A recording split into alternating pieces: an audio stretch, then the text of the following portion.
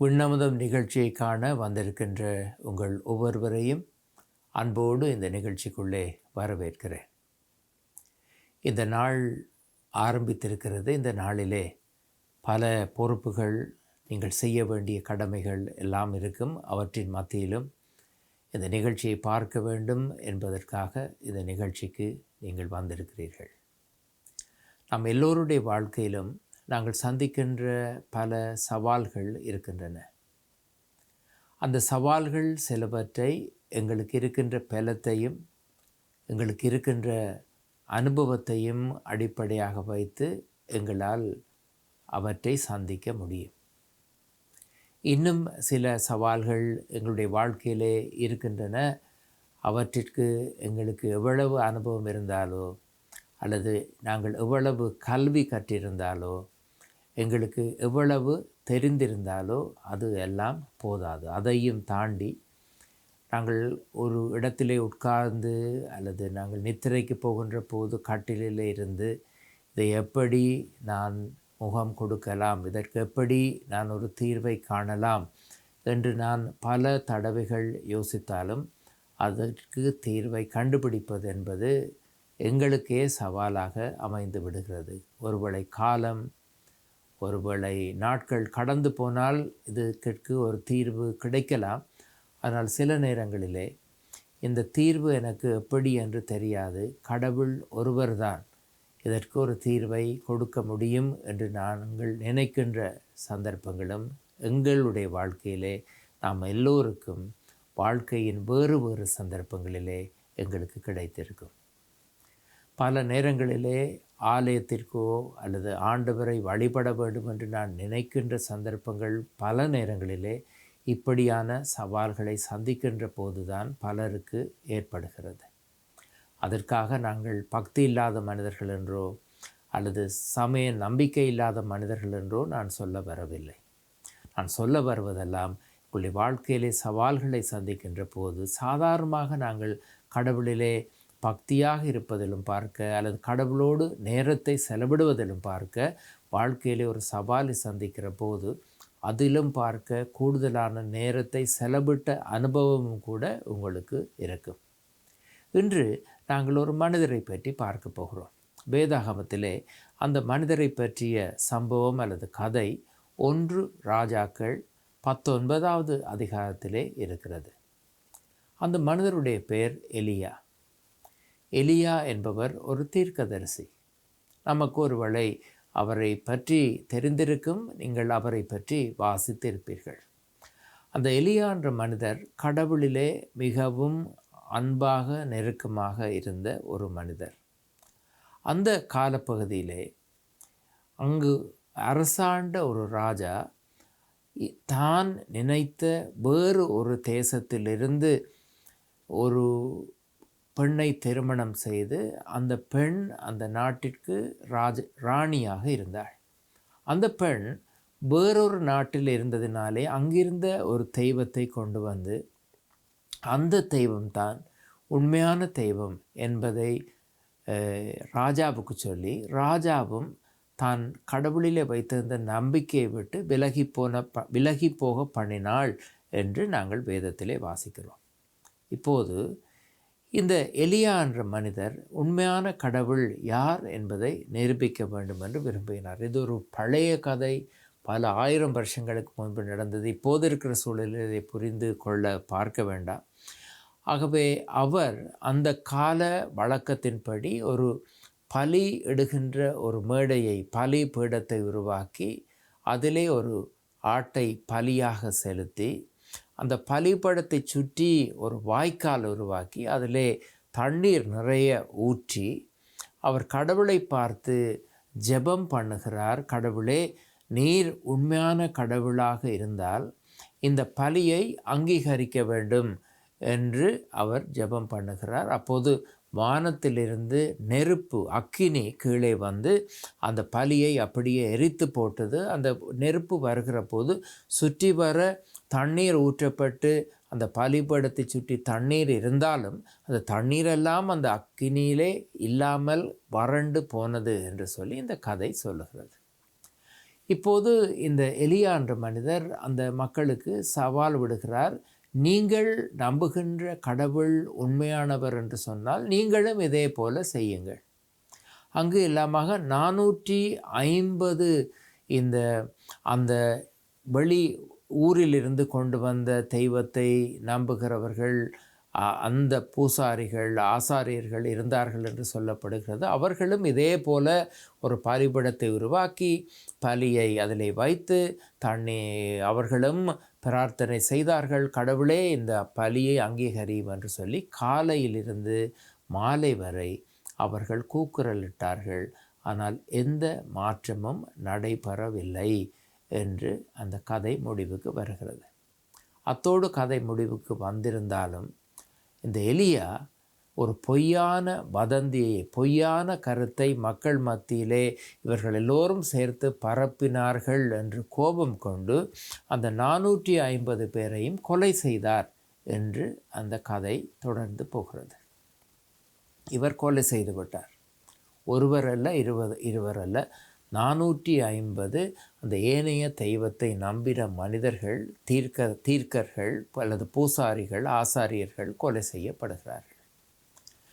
இப்போது அவ்வளவு தூரம் சக்தியுள்ள ஒரு மனிதனாக செயல்பட்ட அந்த எலியாவுக்கு ராணியிடத்திலிருந்து ஒரு செய்தி வருகிறது.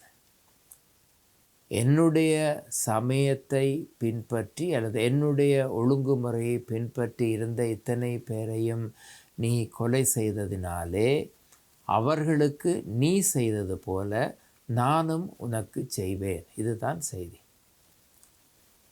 இவ்வளவு துணிவோடு செயல்பட்ட அந்த மனிதர் இந்த செய்தியை கண்டதும் நிலை குலைந்து போனார் என்று வேதாகமம் சொல்லுகிறது.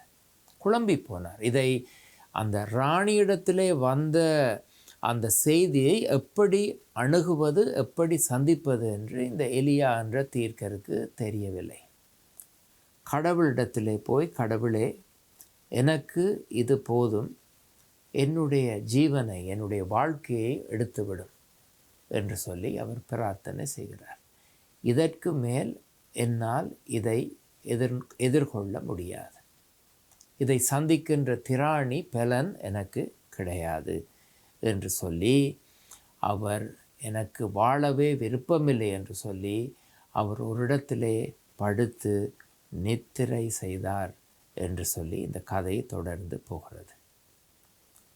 நம்முடைய வாழ்க்கையிலே இப்படியான சந்தர்ப்பங்கள் ஆரம்பத்திலே நான் சொன்னது போல வந்திருக்கும்.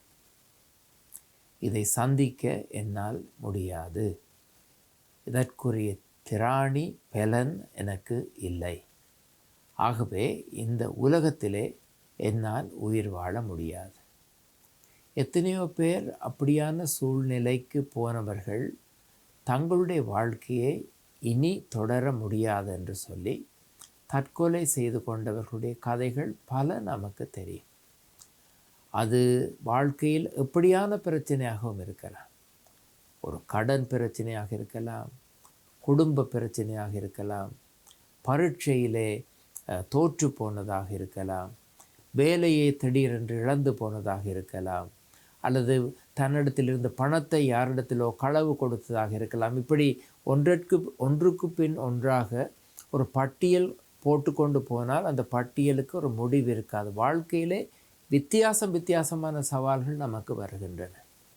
சிலர் அந்த வாழ்க்கையிலே வருகின்ற சவால்களை சந்தித்து முன்னே போக முடியும் என்று நம்புகிறார்கள். சிலர் அப்படி நம்புவது இல்லை.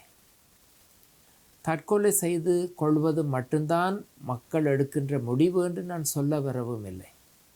அந்த சூழல்களை சந்திக்க முடியாமல் வாழ்க்கையிலே மனதிலே குழப்பம் வந்து மனநோயாளிகளாக போனவர்களும் இருக்கிறார்கள்.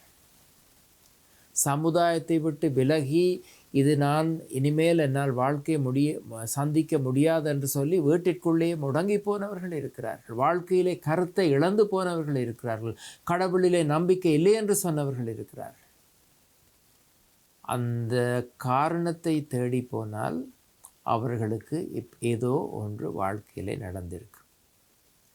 இப்படி எலியா குழம்பி போய் இருந்த நேரத்திலே ஒரு தேவதூதன் எலியாவை சந்திக்க வந்தான் என்று இந்த கதை நமக்கு சொல்லுகிறது.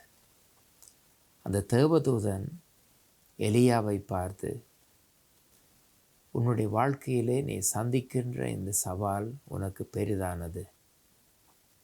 உன்னுடைய பிரயாணம் நீண்ட பிரயாணம். நான் சாப்பாடு உணவு கொண்டு வந்திருக்கிறேன். அந்த உணவை எடுத்து சாப்பிடு என்று சொல்லுகிறார்.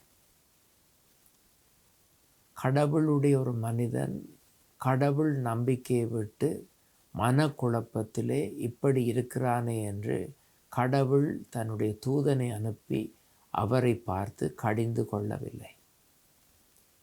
கடவுள் அந்த மனிதனை பார்த்து கோபப்படவும் இல்லை. நீ என்னுடைய தீர்க்கராக தொடர்ந்து நடப்பதற்கு தகுதியில்லாத மனிதன் என்று அவனுக்கு சொல்லவும் இல்லை. அவர் சொன்னதெல்லாம், நீ களைத்து போயிருக்கிறாய்.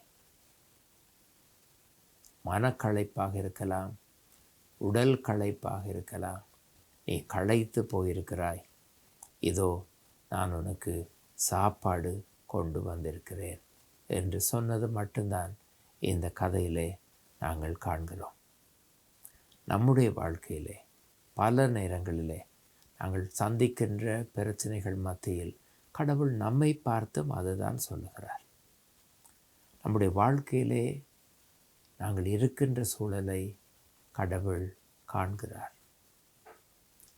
நம்முடைய சூழலை அவர் புரிந்து கொள்கிறார். நீ களைத்து போயிருக்கிறாய், சோர்ந்து போகாதே.